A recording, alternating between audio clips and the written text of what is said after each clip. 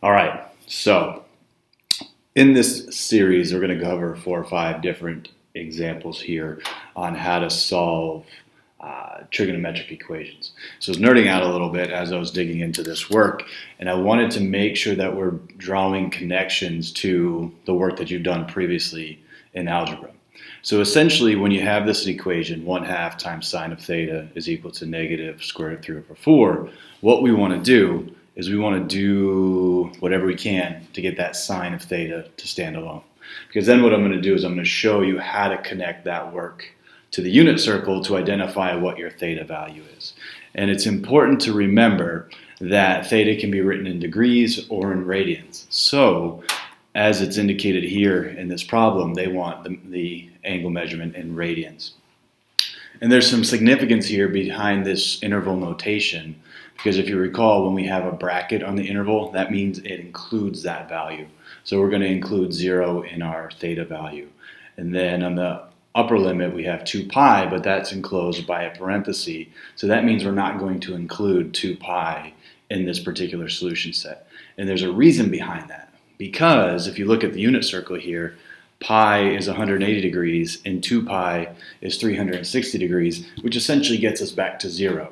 So it's important to sort of understand the nuances of the unit circle and trigonometric functions in general, because they're going to be cyclical. And you've seen this, hopefully, in your work with graphs of trigonometric functions. So what we've got to do here is we've got to solve this algebraically.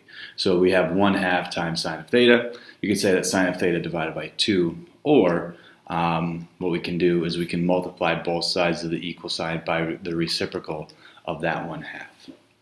And in doing so, we have sine of theta is going to be equal to, this 2 can factor out a 2 here, and that's negative square root of 3 over 2. So we have sine of theta is equal to negative square root of 3 over 2. So it's important to understand what the sine of theta actually tells us. And in this case, sine is going to be equivalent to the y-coordinate on the unit circle.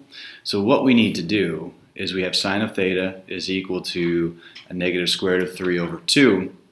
So what we want to do is we want to look at our unit circle and identify where the y value is equal to the negative square root of 3 over 2. And we know that that's going to be below the x-axis, so we're going to be in the 3rd and 4th quadrant. If we look here, this value has, this radian value has a y coordinate of negative square root of 3 over 2, and this one does as well. So what we can now conclude is theta, and we're going to use our set notation here, is equal to 4 pi over 3 and 5 pi over 3. So really the process is relatively straightforward. First thing you want to do is you want to solve for this value here, this factor. So you want to get your trigonometric factor to stand alone. And then what you want to do is you want to make the connection between the particular trigonometric value and the x and y coordinate on the unit circle to determine what radian or degree value corresponds with that. So in this case, the theta value that corresponds with a y value of negative square root of 3 over 2 is 4 pi over 3 and 5 pi over 3.